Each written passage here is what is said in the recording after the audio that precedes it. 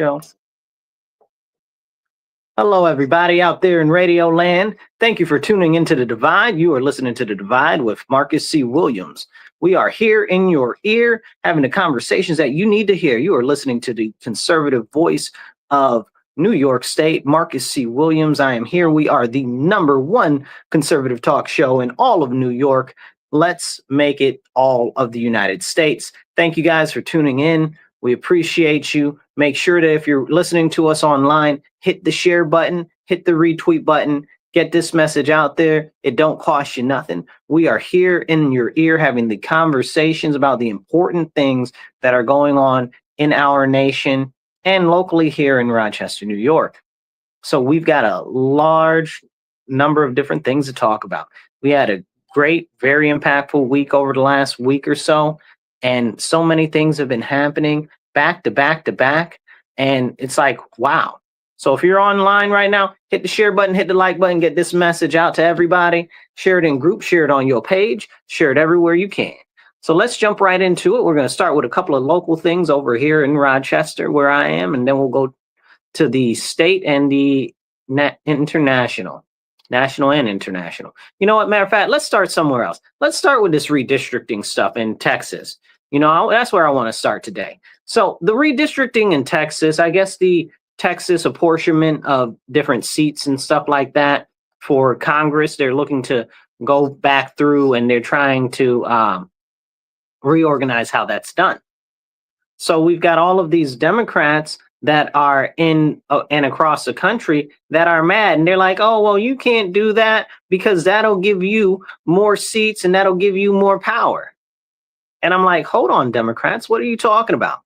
I live in New York State, and in New York State, everything is gerrymandered out the wazoo. Every single district in this whole state is crazy gerrymandered. I have there's one of our local, well, not my congressperson, but there's a congressperson that borders my district, and her district is like through like 6 counties. And it's like a squiggly, warbly line. It's all crazy.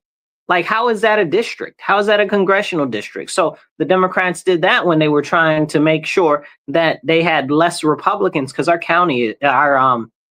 state really is a very deep red state, except for the fact of these certain very blue areas. So that's something that we don't have a conversation about, being that we're New York State, because everybody thinks us as being very blue. It just so happens that we have the House and we have the Senate, the House being the state assembly. And we have them and they're all blue. Why? Because our state is very gerrymandered. If you look at our state apportionment as far as physical territory and stuff like that is, Republicans should have most of the seats, you know, because most of the voting is outweighed in most of the places. So, but that's not happening here because of the redistricting that we had right here in New York State. And now they're trying to redistrict again in New York State. So they're trying to redistrict my Supreme Court seat, and they're making it so that it's only essentially my county area, you know, which is fine if that's what you were going to do for other counties and stuff like that. But what it is the judge seats for the state level Supreme Court, most of those tend to end up being actually Republicans. Because why? Because they cover enough territory that, like I said, New York State is largely red. It's just these very certain cities and large metropolitan areas in which Democrats have all the power because they have the outweighted registrations there. And it's not just that they have the outweighted registrations, it's that those people are actually voting that way. Man, that smoke is really coming in here bad. You know, we got all these forest fires. We'll talk about that in a moment too. But yeah, so we've got all of this insanity where they're talking about, oh, well, in Texas, we're just going to abdicate our duty to our representatives, and we're going to go to Chicago, and we're going to stay and hide out in Chicago. So right now, Governor Abbott of Texas is trying to get them to come back. They're supposed to be back today. Otherwise, they're facing fines and possibly jail time. I remember they tried to do this last year, I believe it was, and he had to send the marshals to go get them, or maybe it was the Rangers. I think it's the marshals, the Texas Marshals. But whatever, he had to send them to go get them. Like, that's crazy. Like, you don't want the legislature to do their job, and because you can't get your way, you're throwing a temper tantrum and you're not coming to work. Like, that's ridiculous. That's absolutely ridiculous. You're saying that it's okay not to go to work for the people because you're supposed to be representatives, right? So you're supposed to be going out there and serving the people, and you don't want to come to work? That's crazy. That's a serious problem. And then we see that they're like, oh, well, we're not going back because we're opposed to what they're trying to do. Excuse me, you got into office to actually represent the people, and you're abdicating your duty, right? That's what you're doing. You're running away. So you're running away. You're running to a whole nother state that you don't even serve as a representative in. Why don't you just move there? You know, so these are the serious conversations we need to have. Why are the Texas legislators in Chicago right now? Take your behind back home. Go do your job. So what? You're not going to get your way. Big woof. I don't see them running away here. All the Republicans running away here from our state doing stuff because they are not going to get their way. Like, what big little children that are trying to disrupt our government? And then we wonder why we got all these crazy people out in the middle of the streets talking about, death to America. There's no solution but to globalize the Intifada revolution, and all of this other nonsense. Because look at how our representatives that are in office are actually behaving. Now, I take that to my representative who's in my district for Congress, which is Joe Morelli, and he put out some post the other day talking about, oh, we need health care for illegal aliens, some nonsense. I'm like, dude, have you lost your mind? We need money for illegal aliens, this, that, and the third, da da da da da. Bro, who are you supposed to be representing? You're supposed to be my representative. When you get elected, let's be very clear what happens when you get elected to be a representative in this government, right? Like, I'm not just talking state level, I'm talking federal level, I'm talking local level. The way that it is you represent the citizens in that district, not whoever else is a foreigner that's not a citizen, not people that have green cards because they can't vote. You represent these citizens. That's who you represent. Okay? And you daggone sure out of everybody don't represent no illegal aliens. So can we have this serious conversation? And I think it's very, very important that we actually start talking about these things, because people don't want to talk about them.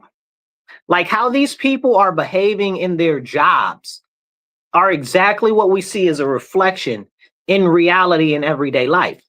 They're misbehaving on their jobs as our elected officials.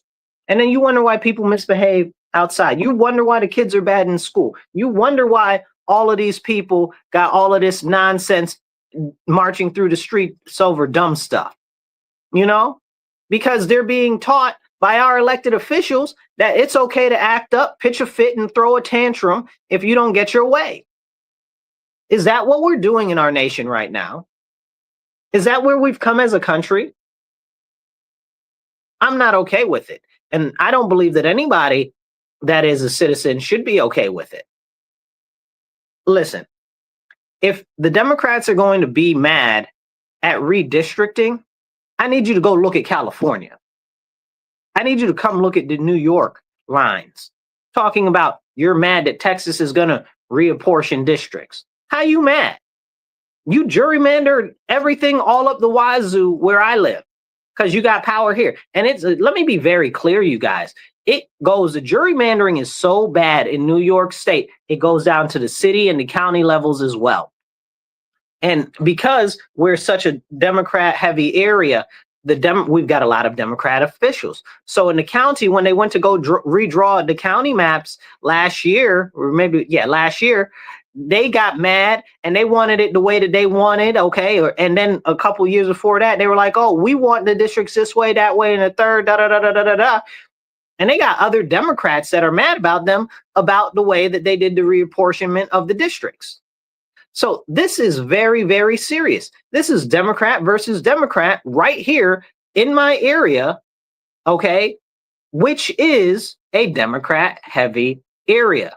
You understand what I'm saying? Like the the county legislature where I live is run by Democrats. They got the county ledge seat for the county executive. They've got both the vice presidency and the president of the legislature.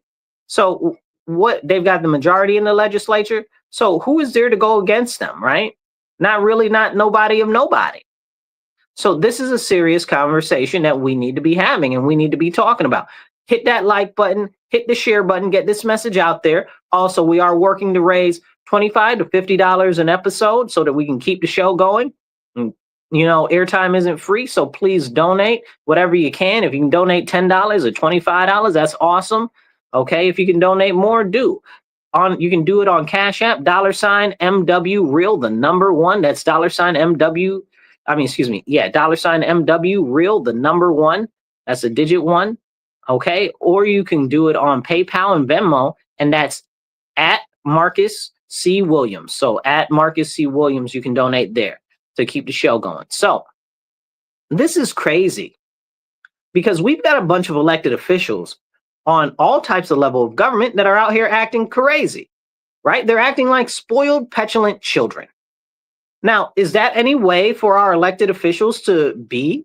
And then they get mad and they'll say, oh, well, does somebody have the credentials to do this job? First of all, there are no credentials outside of being a citizen and in certain cases, age for an elected position.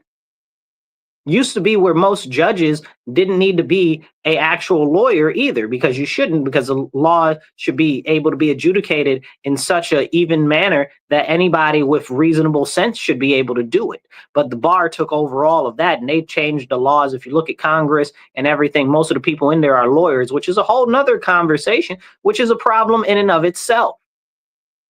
That's its own problem. But it's also how you know that they're all in it together, because they all work for the best interests of each other. And that's a very, very, very strong rebuke that I have for all of Congress.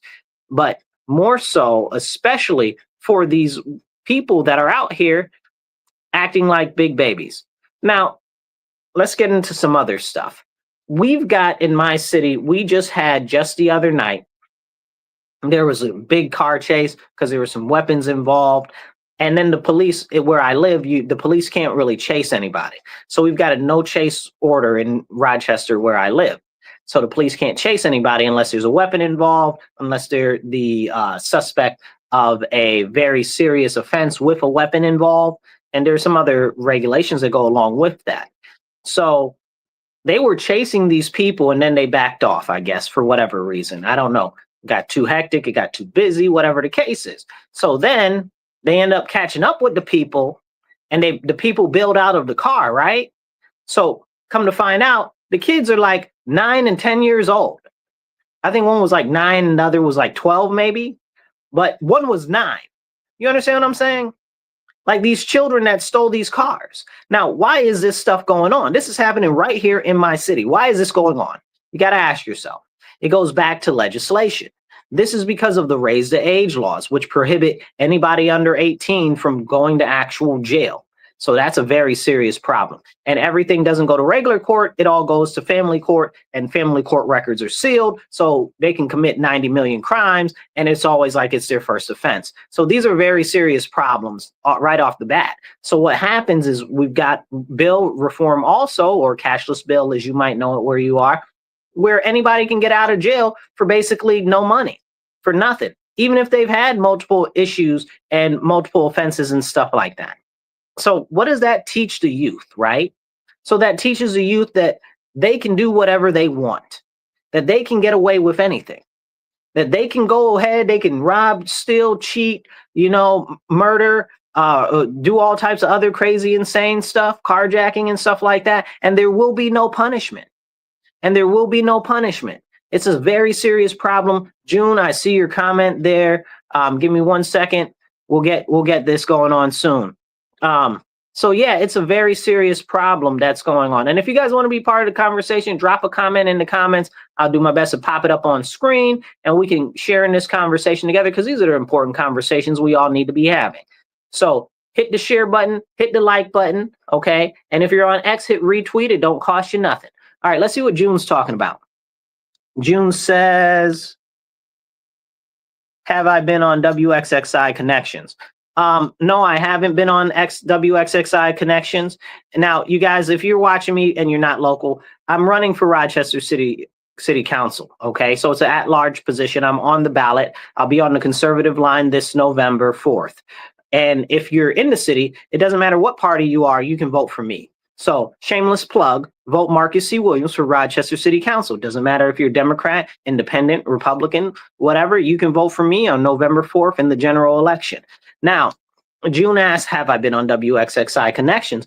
Because, well, they always interview all of the candidates and stuff like that. But because I'm a Republican, because I'm conservative, they haven't even given me a call. They haven't even given me the time of day. They haven't had me on the show. And now in New York State, and I believe this might even be a federal law, that you're supposed to have equal time for candidates. They don't have equal time. There needs to be a lawsuit against that. You know what I'm saying? They've been on all of these other news programs and stuff like that. They interviewed them 3 times on WXXI on Connections. They haven't interviewed me once. So this is a problem. Before, their excuse was, oh, well, it's the primary, so it's only the Democrats, so we should only talk to them, which is bogus, right? Because now you're giving people more name recognition earlier on, so people have more time to become familiar with them. That is an unfair advantage. And these are free airtime things. Like, these aren't like, oh, somebody's paying for the spots or whatever the case is. So thank you, June, for asking. Maybe you can call them and tell them that they should reach out to me to have me on. You know what I'm saying? But this is part of the problem, man. Maybe you should reach out to Bob Lonsberry to encourage him to have me on as well. So these are these important conversations of how the media is very skewed because we are in a Democrat heavy and very many of these people are very far left in this area. Now, it's one thing to be that way, and it's another thing to be what you would consider to be even when it comes to actually talking to candidates and so forth like that. That in and of itself is a very big issue. But we'll come back to the election and stuff. I won't go over some other stuff, June, but you guys hit the share button, hit the like button, get this out there. Don't cost you nothing. So here in Rochester, with all of the crime and stuff like this, like I just said, we had a 9 and a 12-year-old involved in a carjacking, right? Like in a carjacking, and nobody said nothing. It didn't make the newspaper. The mayor didn't say nothing. The city council didn't say nothing. It shows you exactly that they don't care about us at all. This is how they care about us. This is their level of concern for us. So it's a very, very serious problem. I don't think that any of this should go unaddressed. Let me say it like that, right? Because I got some other words and none of them are very nice and kind and should not be put on the internet or the radio probably. But it's very clear that they don't care about us at all. You mean to tell me that you got a 9-year-old and a 12-year-old that are getting arrested for armed carjacking and nobody's going to say nothing? Nobody's got nothing to say. They act like it never happened. How serious are things that you can act like that's not important? That should have been front page news on every single newspaper. Okay, that should have been the #1 news thing on the news at night. How did that not even make the news? A 9-year-old and a 12-year-old have an armed car robbery and they steal a car and they lead the police on a police chase. Okay, armed, right? Because again, the police can't chase people if there are no weapons involved. So this is serious. But where is city council? They got anything to say about that? No, nothing. Okay, we got a whole bunch of people, different people been shot, stabbed, murdered over the last week. They had anything to say about it? Nothing. Nothing. You know, the last week, I don't know probably Thursday. I want to say it was Thursday. Might have been Wednesday. This guy got shot, right? And because he was in an engagement with the police. So he ended up getting shot because he had a firearm. We'll talk about that in a couple of moments here. But that was on the news. The city council released a statement on that. They said, oh, it's the police are terrible. This is what city council said. Mary Lupien, Stanley Martin, and Kim Smith. They said, oh, man, RPD, they're terrible. This, that, and the third. Look at how horrible they are. They just shoot people dead in the streets. So the guy had been accused of breaking into cars and trying to actually get it carjack somebody that was in a car. And also there was some other stuff about apparently he had tried to go in somebody's house or something like that, all types of crazy stuff. So I know that there's more there to that story. I'd also like to find out if he had a record and what his record looked like, because this probably wasn't his first rodeo. It's unfortunate anybody had to die, but like I said, city council had something to say about that. But the night before that, somebody was murdered. Did city council did they have anything to say about that person that was murdered? No, they didn't say nothing. They didn't say boo. They didn't put out a press release. You know how many people we have murdered? We have people murdered like once a week here. Like easy. Our population is only like 180,000. Like we got a lot of people dying and they're like, oh, well, it's down year over year from the gross high that was like 2022 or whatever the case is. It's down from the high. I don't want to be down from the high. I want to be low to the low. You understand what I'm saying? I want to be on the lowest low when it comes to murders in our city, not the lowest high. Like what nonsense is that? That still puts us up way higher than we've been historically. Like, is that okay? Like, is that something that we have to deal with? We shouldn't have to deal with that nonsense. But these are the conversations that we can't have because our city council doesn't even want to address it. We had a 10-year-old boy shot up inside his house. Like they just sprayed his whole house. It only hit the 10-year-old boy and it missed his mother and his other family members. But I mean, thank the Lord for that. But still, a 10-year-old boy was shot. Did they have the decency to say anything about that? And we've had multiple homes shot up. We've had multiple. Listen, this year alone, I can recall, right? Like this isn't even the stuff that I don't know about, but I can recall at least 5 events in which homes were shot into this year. Thankfully, most of them, nobody was injured. However, we do have like the issue that we had last year where this old guy is an old gentleman, retired guy. Okay. He was in his house and they were shooting up the neighborhood and they shot into his house and he died. He was dead. They shot a mother last year also. Do you think city council, and these are the same people on city council since then, you think any of them had anything to say about that? No, nothing. Zero, zilch. Ugh. It's just disgusting. It's just disgusting. But this shows you again how much our elected officials here actually care about us and the fact that we don't matter to them at all. But you guys matter to me, and that's why I'm running. That's why I do this show, so we can have those important conversations that we need to have. June, I see you commented there also again. Let me see what you got going on. June says, please message me. I can help you with that, perhaps by writing in on your behalf. I used to be a reporter. You should be heard there. Thank you very much, June. I appreciate you. Thank you. And then June says, completely agree. Thanks, June. Yeah, so these are serious issues that continue to go unaddressed. You know, why aren't they addressed? We've got crime out the wazoo, which they tell us the crime doesn't exist. These are serious problems. But our elected officials continue to not address anything. And that's why I'm running for Rochester City Council. So in November, if you live in Rochester, vote for me. I'll be on the conservative line. Anybody can vote for me, no matter what their party is. Okay, whether you're Democrat, Independent, Republican, you can vote for me. I'll be on the conservative line. Just check my name. And if you guys want to help with my campaign, you can volunteer or donate on my website, Marcus4Rochester.com. That's Marcus4Rochester.com. Okay, let's get back into it. Let's talk about some other stuff. So Angola is an African nation, right? And Angola has kicked all of the Chinese out of Angola. You're like, wait, Marcus, why did they kick all of the Chinese out of Angola?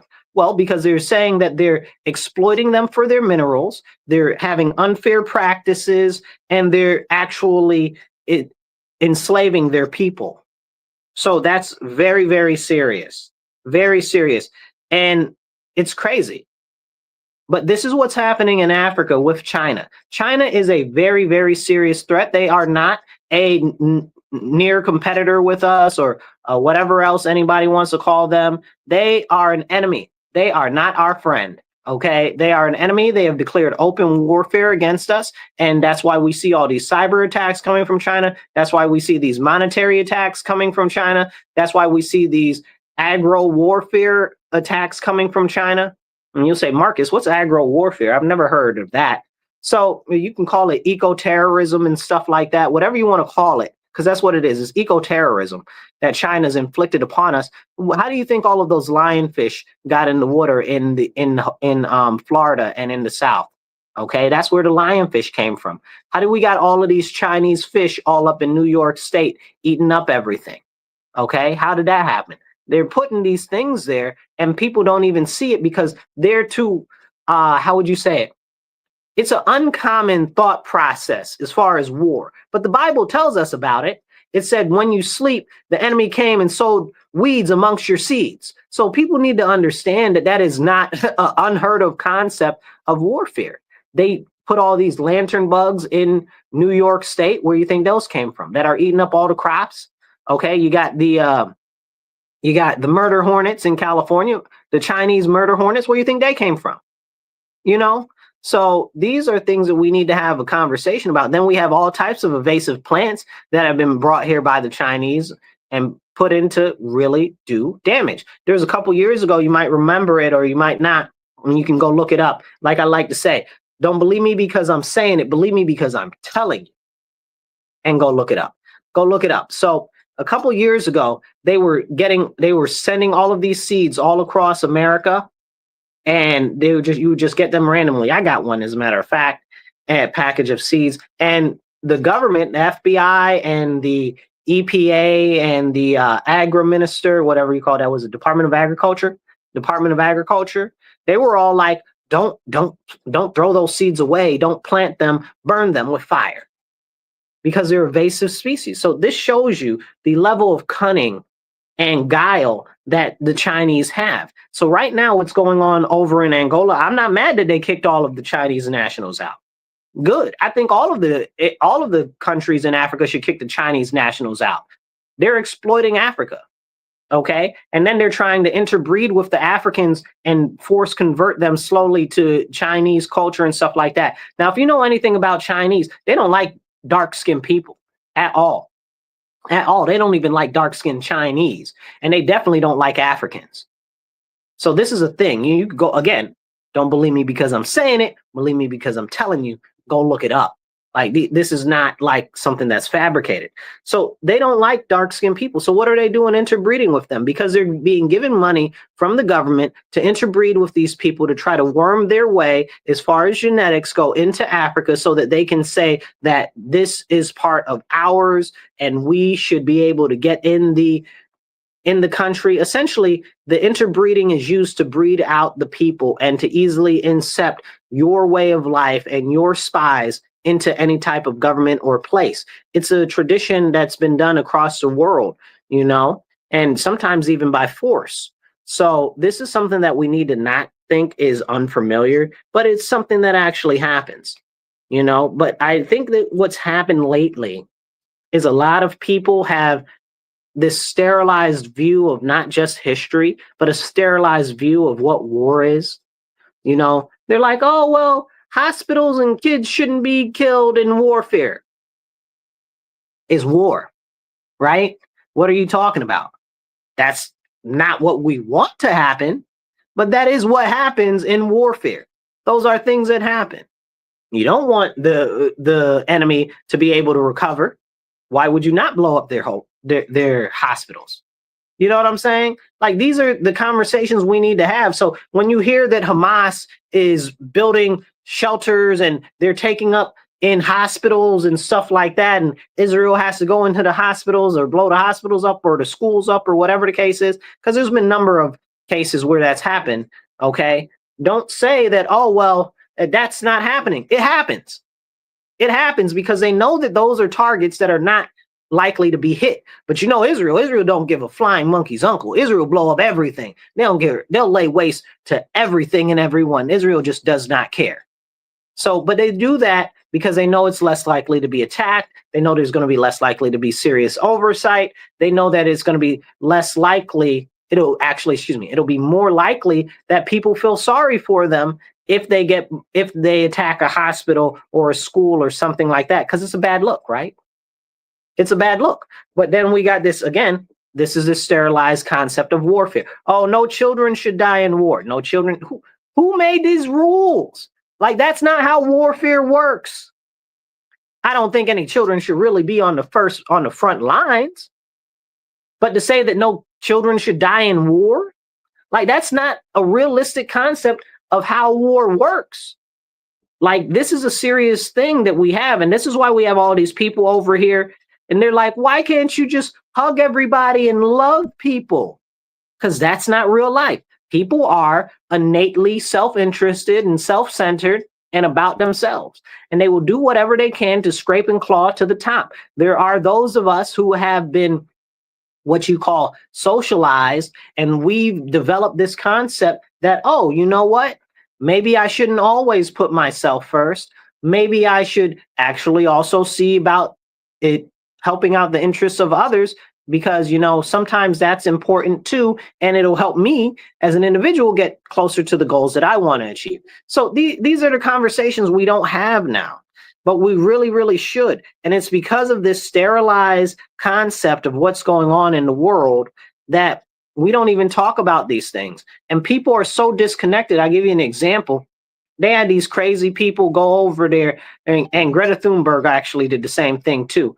They went over to supposedly going over to Gaza in these little rinky-dink like sea trawlers, right? Like, it's like some small teeny old boat. Like, what are you gonna go over there? What aid are you gonna render? Stop playing in my face.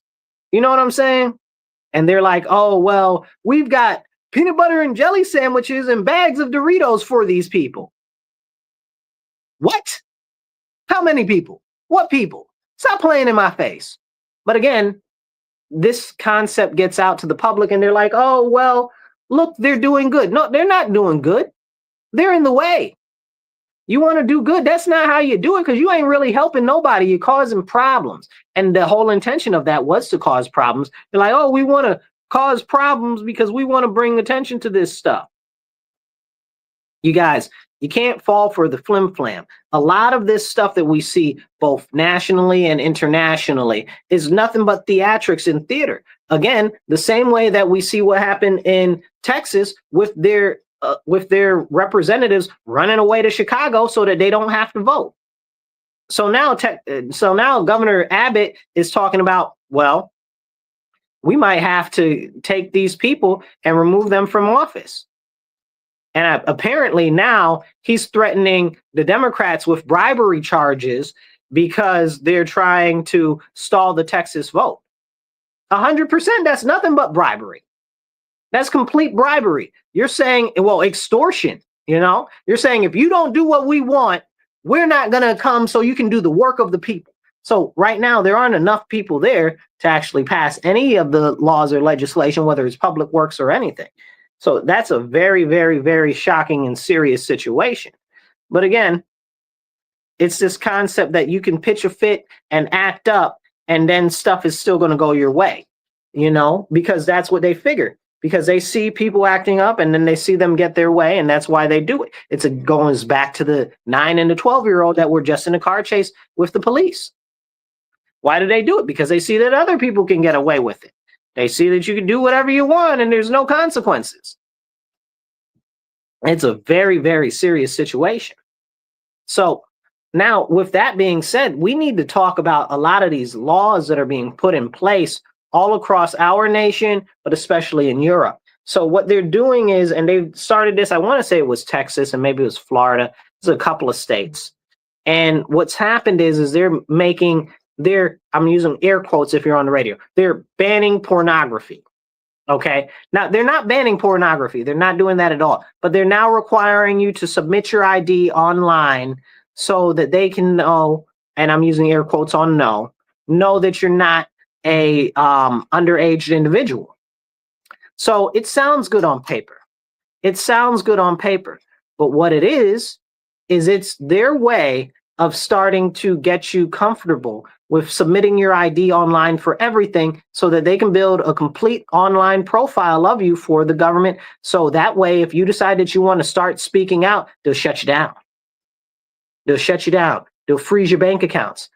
They'll make it so that you're not able to post online or anything. We saw this type of activity during COVID, okay, to a lower extent where they would blacklist people, shadow ban people. I'm shadow banned on a couple of my accounts still yet.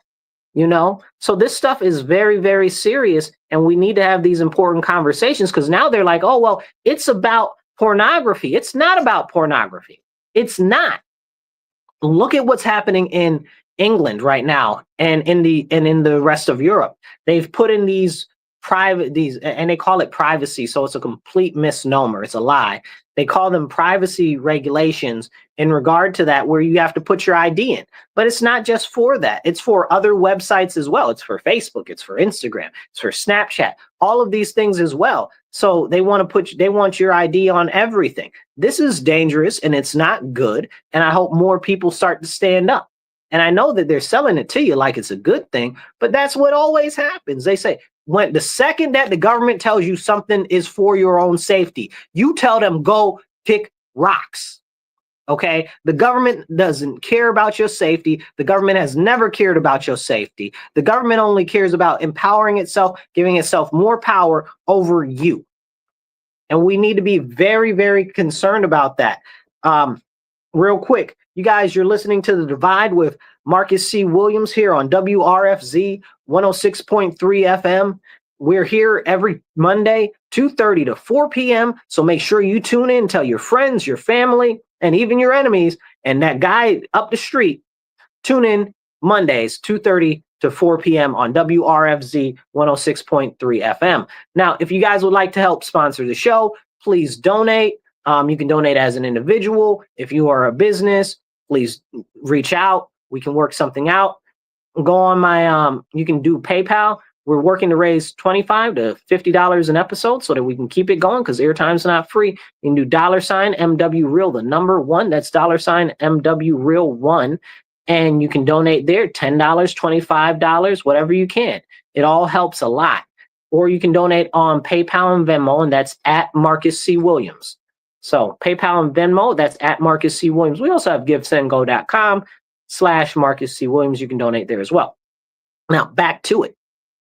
With everything going on in the world right now, we have seen many people mad at Trump about his different issues and everything that he's got going on. But more than that, one of the biggest things that people have been against Trump have been on these tariffs, right? So the tariffs mostly are all in place now. But what happened running and leading up to the tariffs, right? So, and I say this not to be like, oh yeah, Trump is the best thing since sliced bread, because that's a lot of people out there like that. Okay, I support policies. Doesn't matter who's got the good policies or whose policies it is that I agree with. I support them when they got good policies. I've always been saying tariffs forever. I've been very big on tariffs. I've been very big on the trade deficit forever. Okay, but these tariffs are helping. They're helping. They helped us make trade deals with almost every single nation that we are a major trading partner with. You know, Trump just went over to Scotland, okay, and he was doing a opening of a golf course in memory of his mother. And he had a meeting while he was over there with, what's her name? Oh my goodness, her name is slipping out of my head. But the lady that's the head of the European Union, Ursula or something like that. Ursula I forget her name. I'll figure it out. But anyway, he was having a conversation with her, and she caved on the trade deal with the U.S. And it was very favorable for the trade for the U.S. They're like, yeah, we're not going to tariff the U.S. at all. And the U.S. is like, yeah, we're still giving you 15% tariffs or whatever it is. I think 10% on certain things and whatever the case is, but we're still tariffing them, just lower than what we would have. And now we've got, essentially, we can just trade with them for free. And we got a number of other items that we didn't used to be able to send over there and put out there that we now can. So tariffs aren't having the negative impact on the economy like people thought they were going to. They said, oh, it's going to cripple and hurt everything. And that's not happened. We've got deals with the United Kingdom. Okay. So those are all our major trading partners there. We got deals with Mexico on top of the USMC, which we already have. Okay, which we do need to renegotiate that also, but we got trade deals with Mexico. Canada's like, we're not going to do a trade deal with you because they got Mark Carney in there right now. And you'll be like, oh, well, Canada's so important or whatever. Mark Carney used to be the chairperson, or was it president? Anyway, he used to be the head of the BIS, the Bank of International Settlement. If you don't know what the Bank of International Settlement is, bro, when you're talking about big bad, if you think that Bill Gates is bad or George Soros is bad, or there are Masons or the Illuminati or whoever controls everything, listen, if you think any of those things or even more, that the elites are in control of everything, the BIS is the big evil, okay? They are monsters of everything. They are the problem with what's going on with the world's economy.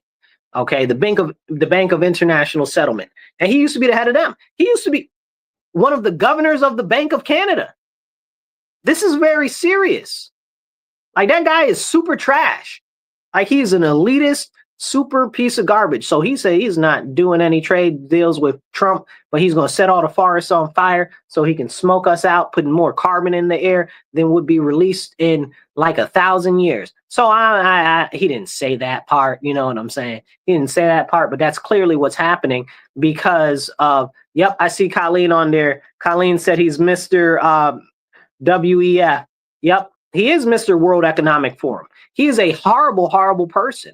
You know, and our Canadian neighbor to the north that we used to think was all fun and giggles and our best friend and so nice. We had an impression, like in my lifetime, the impression was that Canada is so nice and so sweet and so pleasant and everything. But we always forget that Canadians are war criminals, like actual war criminals. We have the Geneva Convention because of Canada's war crimes.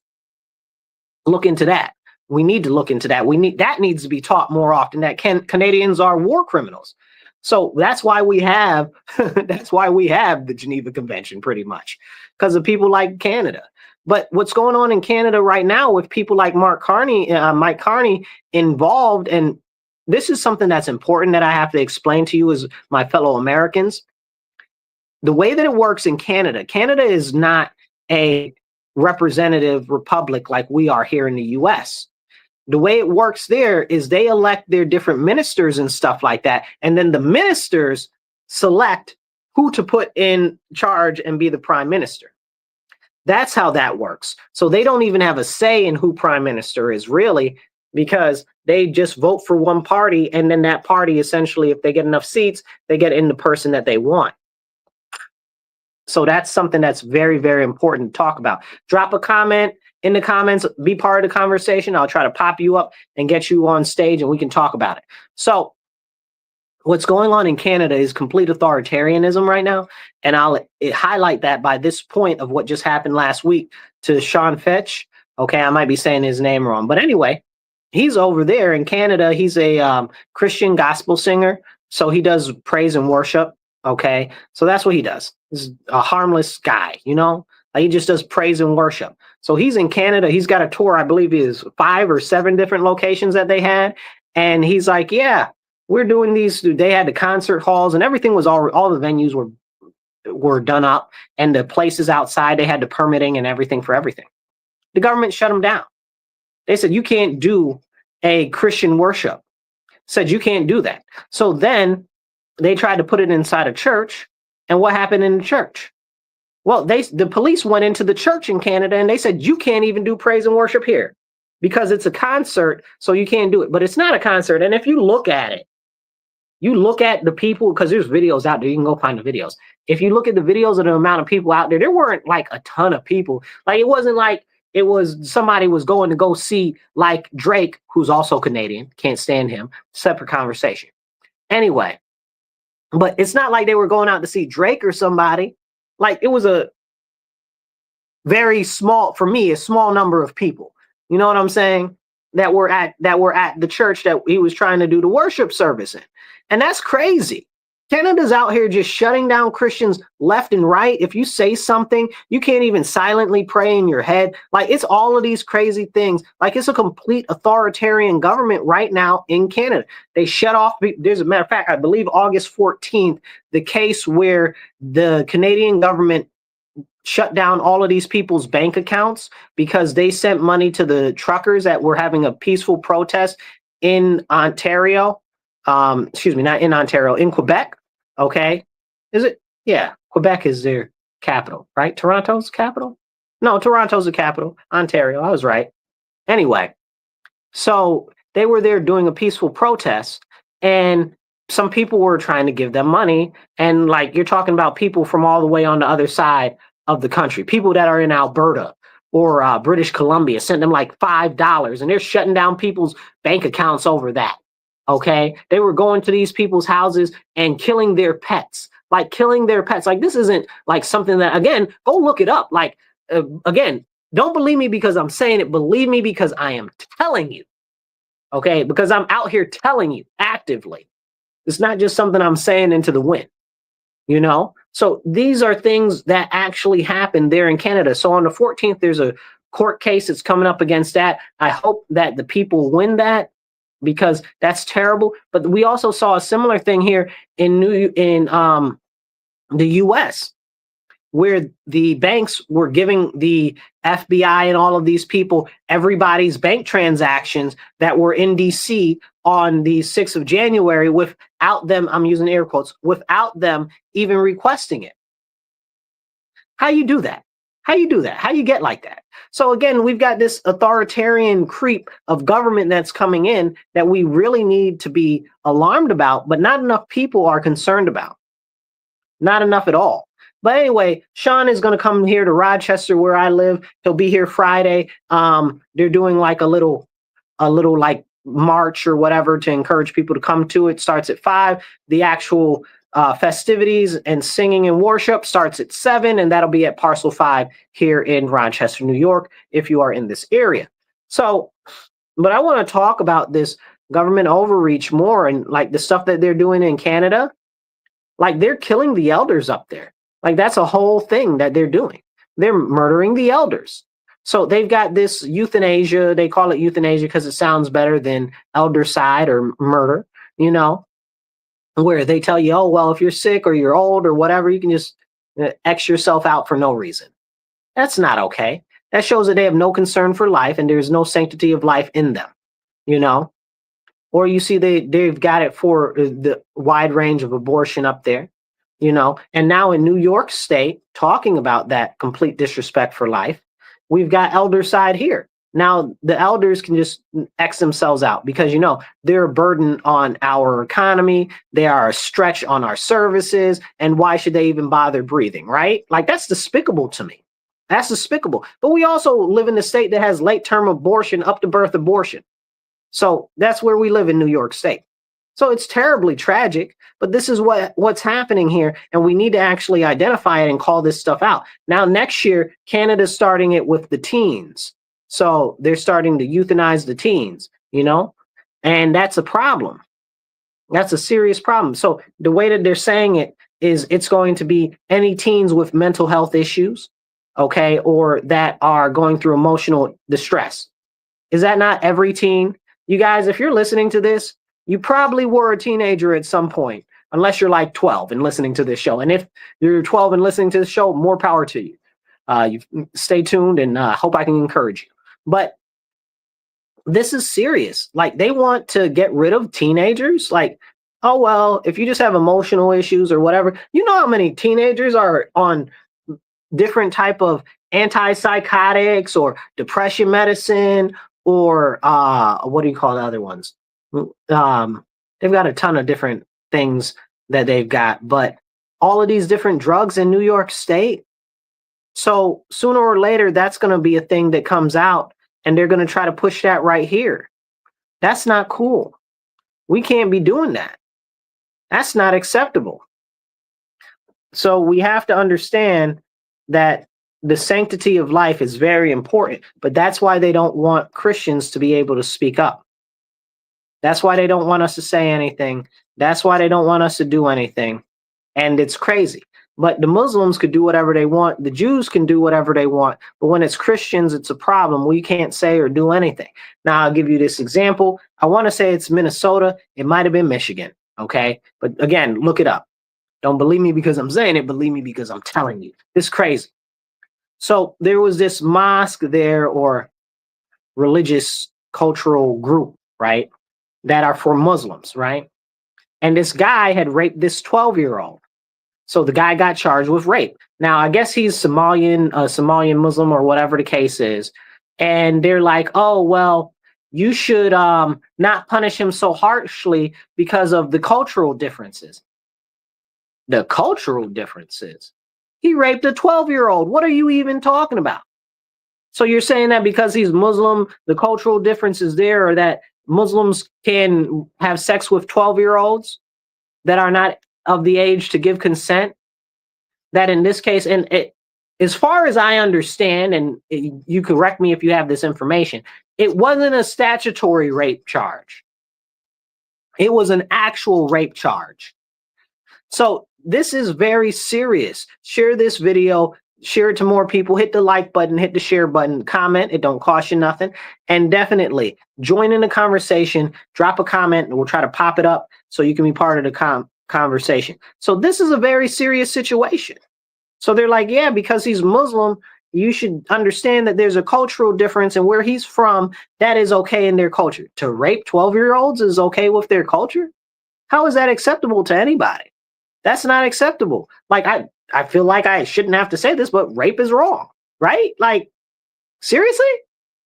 Like, but apparently this is what we need to say in this country right now, because there are these people that are okay with it. But can we have that conversation? You know, it's very, very, very, very upsetting what's going on. And it's concerning that more people don't talk about it, but it shows exactly how much they prioritize everybody else except Christians. That's why I encourage you, if you're a Christian, you need to take a stance. Okay, you need to stand up, because what's going on in our country is absolutely not okay. And the more that Christians are silent, the more that the insanity continues to grow. So we have to stand up, and we have to push back, and we have to say no more of this insanity. We're not going to tolerate it. We're not going to go for it. It's not okay. And we're not having any of it. So in other news and stuff that's going on in the world, Trump got rid of the head of the Department of Labor Statistics. Now, you say, oh, well, he's just doing that to cook the books or whatever. Well, no, hold on. So this was a lady that cooked the books when Kamala Harris was running. So I did a big thing about this when it happened originally.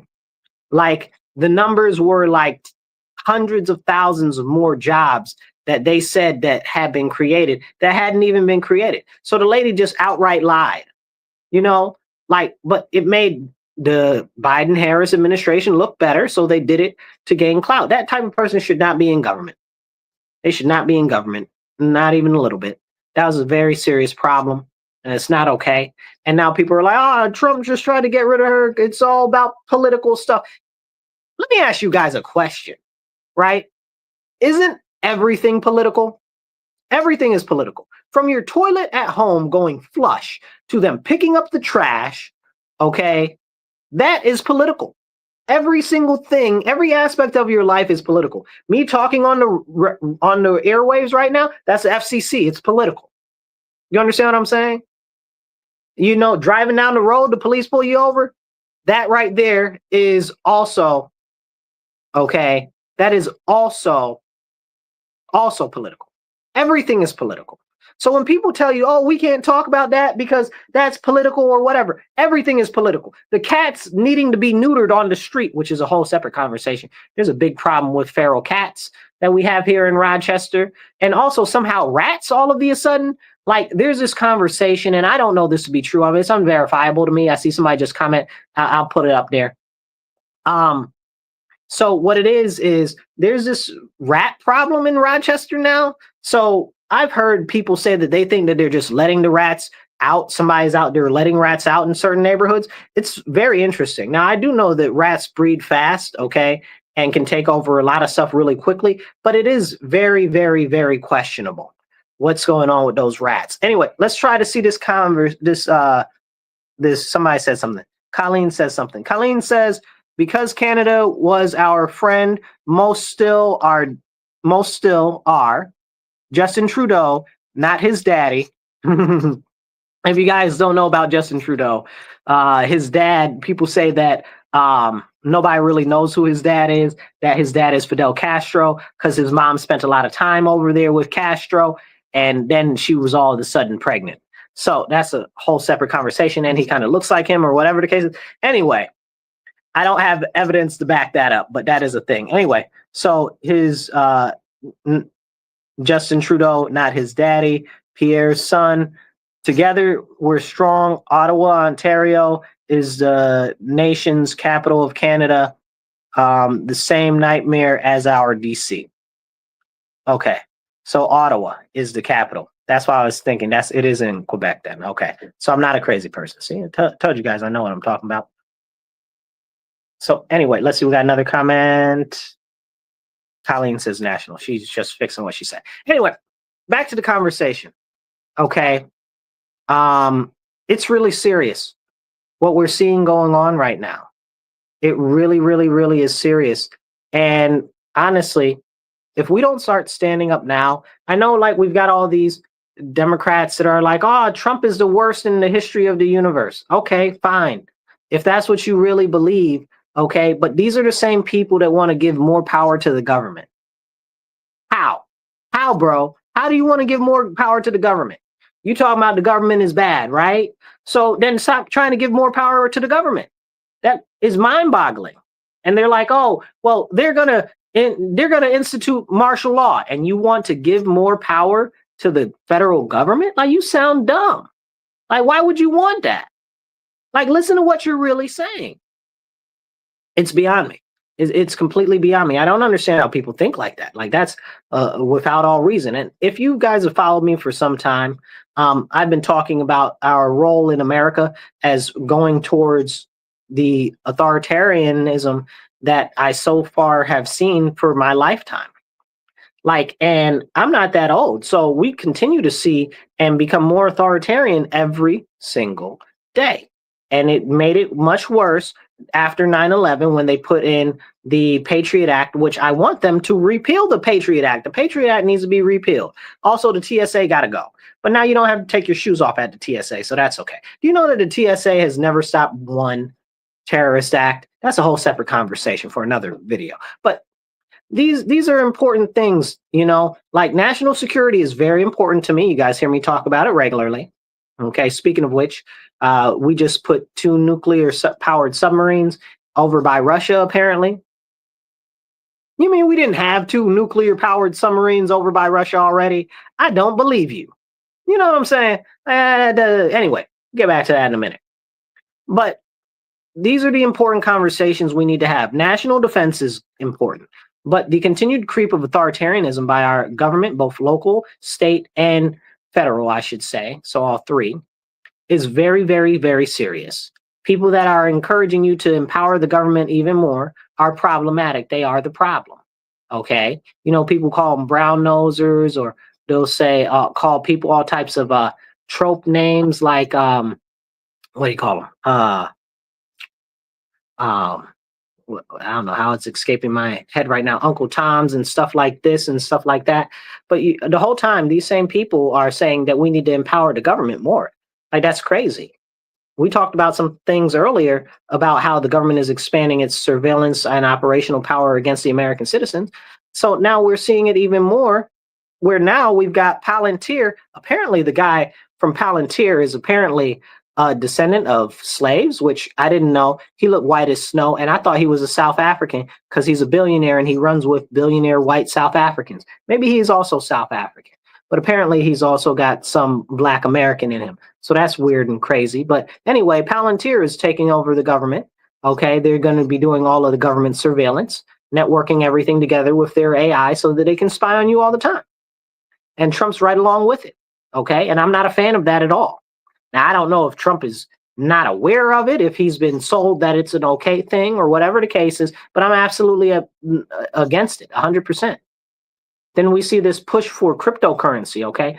Please, y'all, please stop letting them play in your face about these cryptocurrencies, okay? It's all a push to push national, okay, central bank digital currency. It's about CBDC. They want you to have digital money because they control the energy and they control the internet, okay? The government controls the internet and they control the power. So if they shut off one or the other, you don't have no money. We used to have these things, and I think they still exist, but we used to have these things that were called, they got rid of them over the last couple of years, were called, what were they called? Wallets, Bitcoin wallets, cryptocurrency wallets, where you can have your actual coins offline. But now what we've got is we got a whole bunch of online digital stock exchange, nonsense, trash, okay, where really it's more of an investment vehicle than it is actually owning it, right? Like it's owning shares in a company. It's not like actually owning it. You might own it. Somebody else is holding it for you, you know, as like maybe you want to say, oh, well, they're holding it similar to how they used to hold gold when the dollar was backed by gold. No, they're not. Again, it's all digital. It's all digital. And who runs everything all digital? The government. You guys, you got to wake up. You got to be smarter than that. Okay. The government, again, has nothing to do with your best interest. And that's why I always encourage people to get involved, especially locally, where you can make an actual change, where you can actually start getting a difference made. Now, if we were to talk about all of the crazy stuff that's going on in the federal government right now, it would be a 3-4 hour show, just what's gone on in the last week. We've had a number of positive things, like I said, with the tariffs coming on, because all of the countries complied, right? Like if the Democrats wouldn't have been stopping them to begin with, trying to stop them to begin with, we would have been had these trade deals. Everything would have been worked out. Okay. And again, it doesn't matter whether you love this dude or hate this dude or orange man bad or whatever the case is. It don't matter. The fact is the end result is very positive. And now we have all of these. So I need to talk to you about this. This is important, and I need you guys to understand this. So now we have a quasi-sovereign wealth fund, right? So what's a sovereign wealth fund? It's essentially like a, what would you say? A Roth account, right? Like, but for the government. And if you don't know what a Roth account is, go look it up. You need a Roth IRA if you don't have one. I can't give you financial advice, but you need one of them. I'm trying to tell you now, you better go look into it. Okay. But here's the deal. What it is essentially is it's an investment vehicle by the government that's for the American people and for our benefits. The money that goes into there is supposed to be invested directly into our country. And then the government is able to grow more money for more investment into our country. So what's happening is all of these different people we're making trade deals with and stuff like that, they're also putting money into our sovereign wealth fund. Okay. So that's awesome. That's amazing. And what happens is the money that they put into our sovereign wealth fund. And again, it's not quite a sovereign wealth fund because it's foreign money. It's a whole separate conversation. But anyway, it's a good deal for us. So what it is we take 90% of the profit off of that money and they get 10% of the profit. First off, that's honestly not that bad a deal. If you're investing billions and billions of dollars into a foreign country. Because if you look at places like that are these Middle Eastern places, like what's Dubai in? The United Arab Emirates and Saudi Arabia. I think it's Bahrain too. It might be Bahrain also, where they have it where you have to partner with nationals of that country, and the nationals have to own the majority of the company that you have that you're putting there. So that way they keep the money in-house mostly. So it doesn't go out. It doesn't get all over the place. They don't send a lot of the money away. So it's a really good idea. It's a really good idea. And now Trump's talking about there might be possible disbursements from that money that comes in. Now, from what he said, and I need a breakdown of this completely, but I don't have it at this point because I'd love to share more details. But the money that's coming in from the tariffs are going to go to an actual sovereign wealth fund, okay, which will be invested into the United States. And that sovereign wealth fund, the money that it generates, he says that we might even get dividends as citizens. So we might get dividends checks as citizens. Now, if you guys don't know what that is or what's going on with something like that, Alaska has a similar thing, right? Because they made a deal back in the day with the oil companies where they have to pay them so much because their land is pristine up there. So everybody in Alaska gets a check every year from the oil companies. So a little piece of the pie, so that's important. So I want a piece of the pie of our country also, you know what I'm saying? So that's important. But I'm very excited about that. And I think that that's something that people need to talk more about. Now, there's a ton more that we could talk about and go into in that in that specific aspect. But the more investment that we have in our country, the better for us as citizens.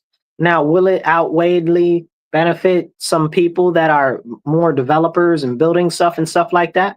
Probably. But that just means that we need to step our game up here as citizens, We got all these foreigners over here doing all this stuff and things like that. And when I say foreigners, I'm just talking about people from foreign countries, right? That are over here legally in general. Okay. But there are all these foreigners over here that have businesses, have investments in businesses, and they're doing all types of extra benefit for themselves or whatever the case is. And they're living high off the hog of the Americans. And what are we getting from it? Nothing, because we need to own more of what we build and what we buy in America. We shouldn't be buying all of this stuff from China. China is one of the notable countries that we do not have a solid trade deal with yet, but it's being worked out. But China's a piece of crap. Okay, I'm gonna say that again and again and again until it starts to get through people's head. Canada's a piece of crap also. Not Canada as a nation, but Canada as their government. China, again, not as a nation, but honestly, China mostly as a nation. Mostly as a nation. People try to separate and say, oh, well, it's not all of China. It's just the CCP. Who runs the country? The CCP. Who has run the country for a generation? The CCP. Okay. Who is in charge of all the indoctrination and teaching the Chinese people to look down upon Americans and hate other people and stuff like that and do stuff like they were doing in Africa? And that's why they got kicked out of Angola and what we talked about earlier. So all of these things like that, it's China. I'm not making a distinction. It's all of China. Okay. Some individuals, not so much, but it's all of China,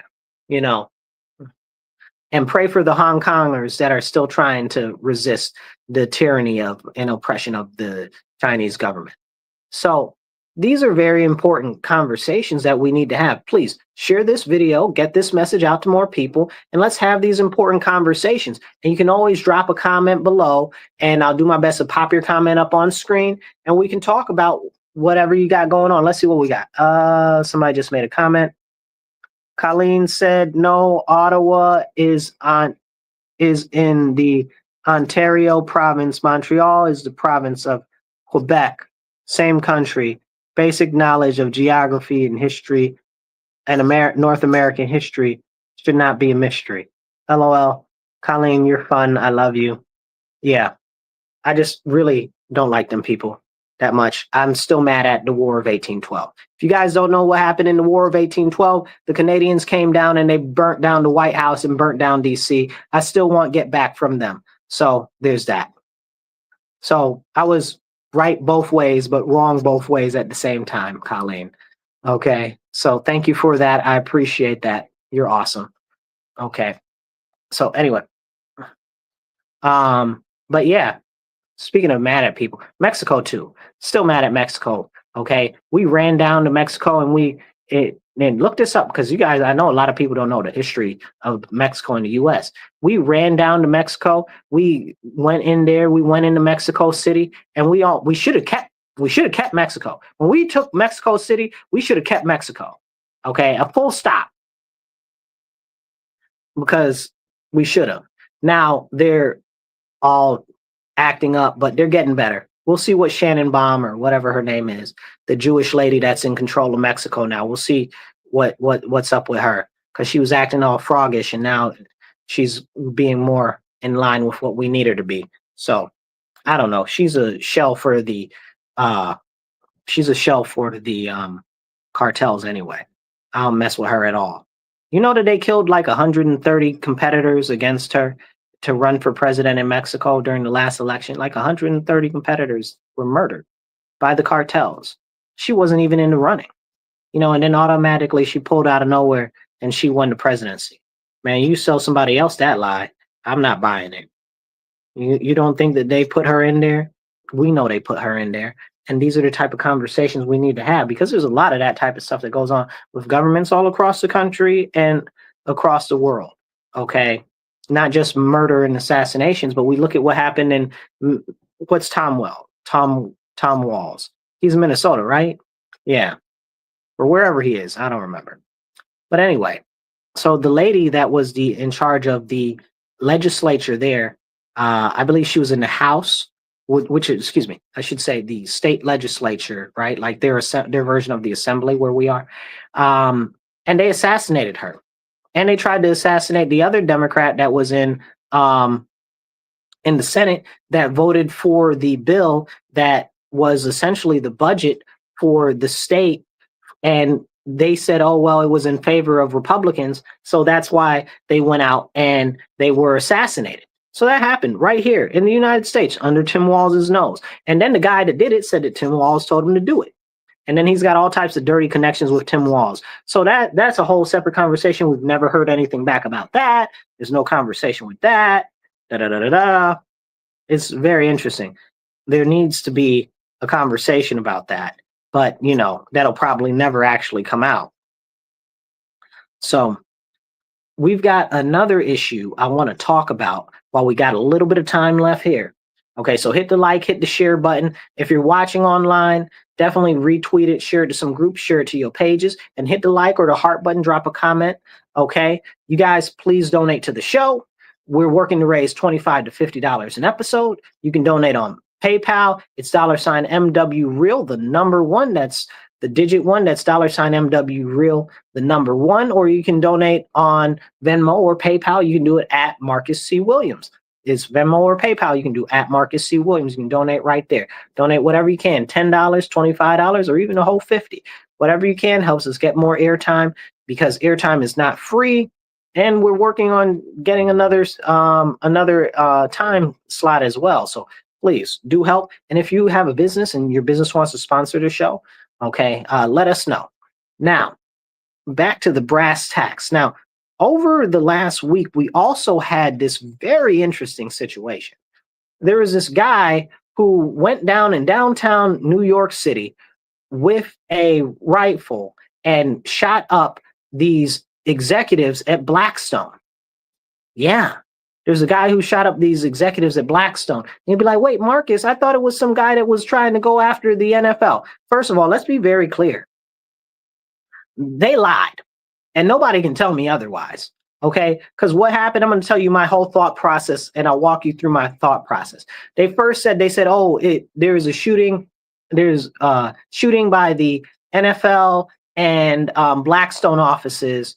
And it's right down there. And I said, you know what? I said, maybe it's one of those guys that has a traumatic brain injury that was in the NFL that wants them to do more stuff on that. Now, if you guys don't know, they did a whole thing where the NFL now has to put money into the traumatic brain injury research and stuff like that because of this one football player that nixed himself a couple years ago, where he shot himself in the chest with a shotgun, and he was left a note that said, "Examine my brain."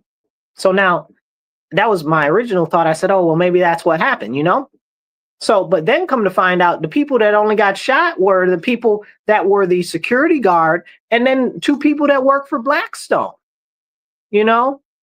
Like, are you serious? The people that work for Blackstone, and one is an executive. I said, the way that man, if you go back and look at the photos and the videos of this guy, so he just saunters in there, bro. Like, he's just walking ever so calmly, rifle out in public, chilling. He's just walking. Homeboy knew where he was going.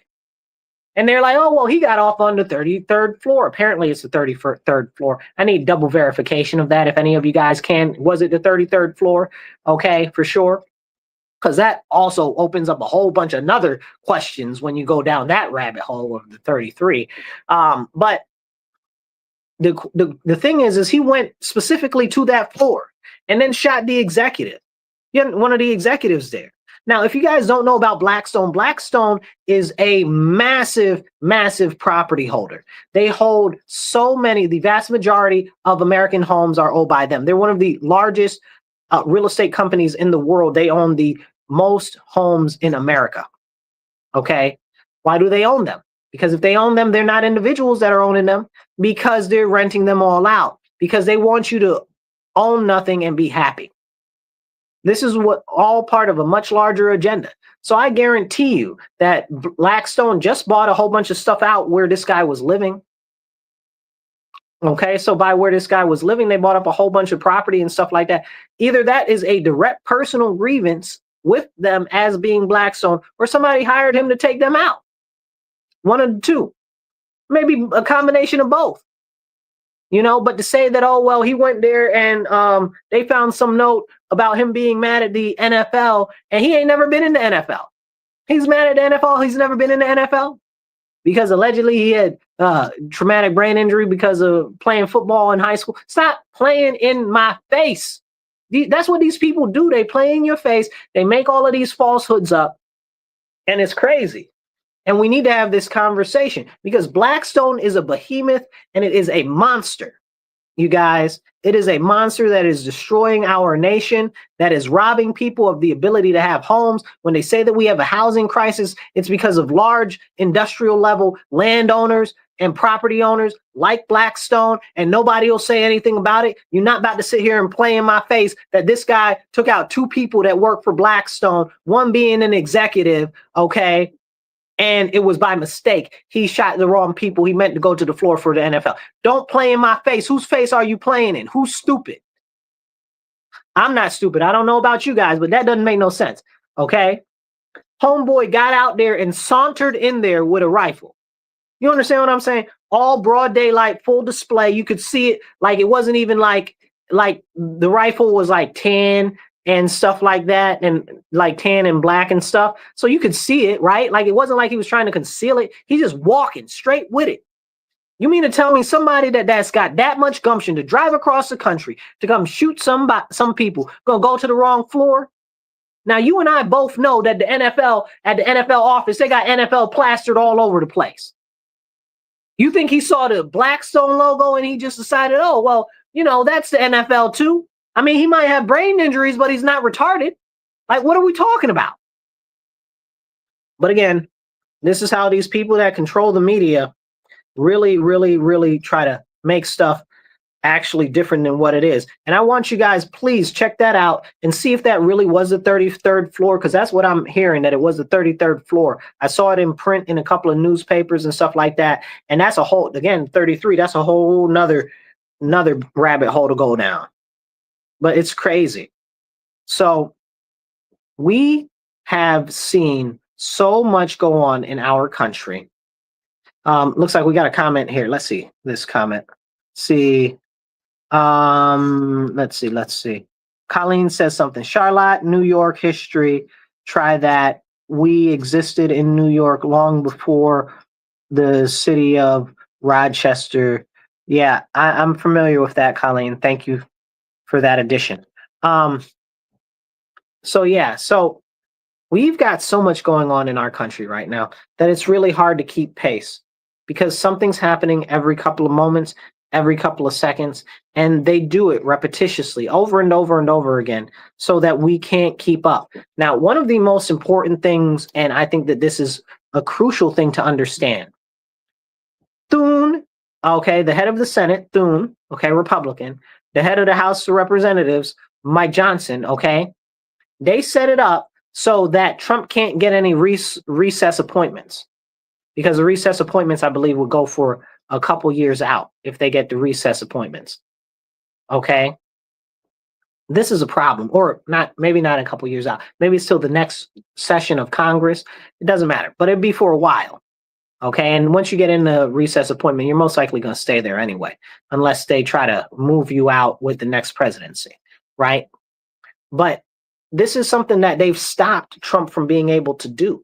So they've set it up where he can't get any recess appointments because they don't want to recess the House and the Senate. So they don't want to recess Congress. Well, why would they do that? That sounds to me like they're actively working against the agenda of Trump that Trump has been put in there to serve.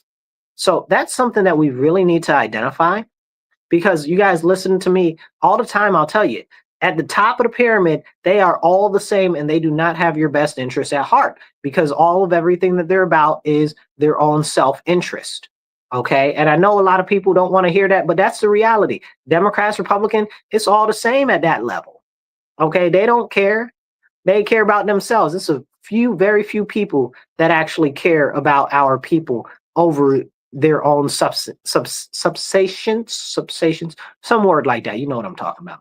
Not subsistence, it's subsations, something like that. I forget how to say that word. But anyway, it's very important that we understand that these people are there for empowering the government, not empowering the citizens. If they really cared, they would have let Trump get his recess appointments. Again, he wanted to put Thune in there. So him, Lindsey Graham, and Mike Johnson, again, I like the concept that Mike Johnson is a constitutional law person and all of that, and he's a he calls himself a conservative. I don't like the way that he's been moving since he got in there. I'd really like to catch up to him in his face, because I got some questions to ask him directly.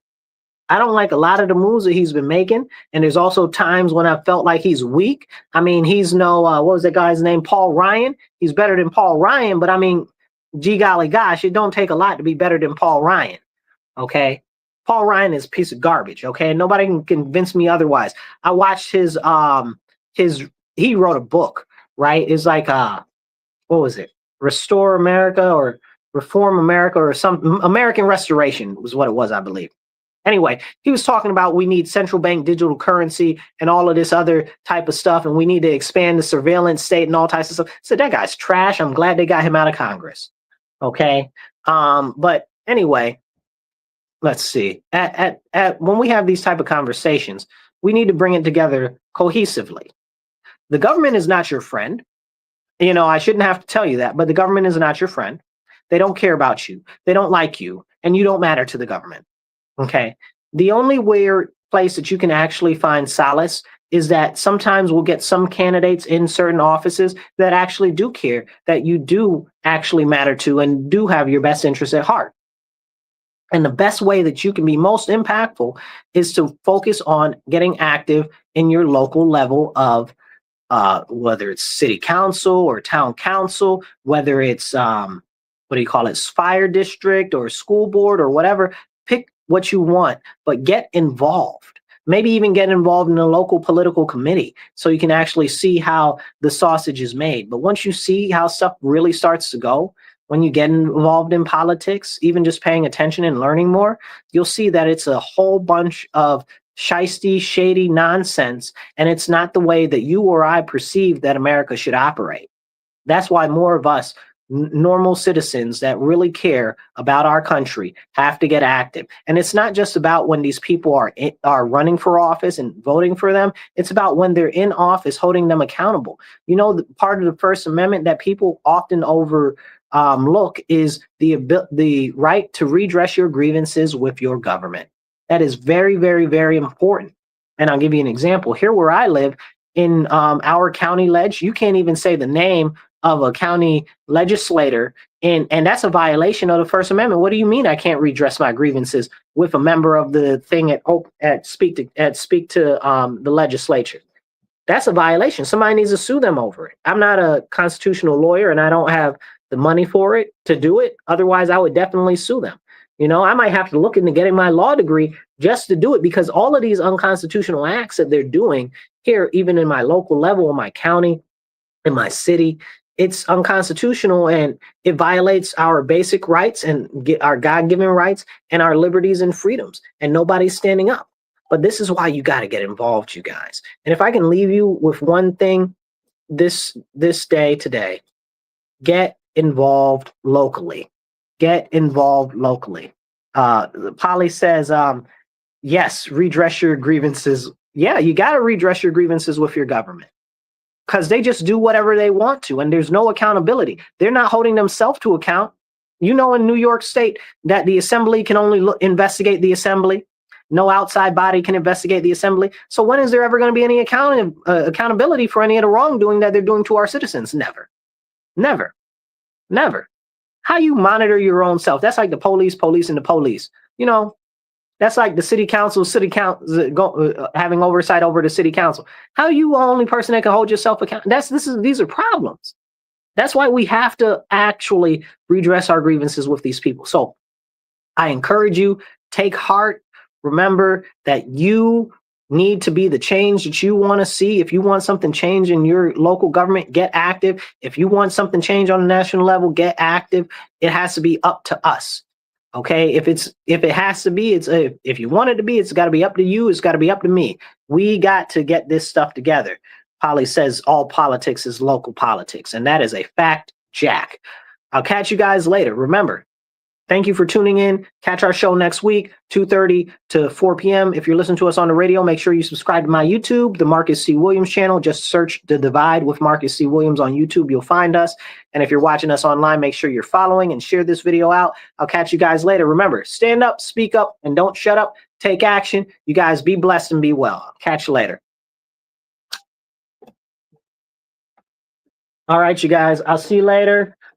Make sure that you get out there, get active, and please do your best to follow up with what's going on in the news, because I don't always have enough time to tell people what's going on the way that I would like to. Our show isn't long enough. We don't have enough airtime.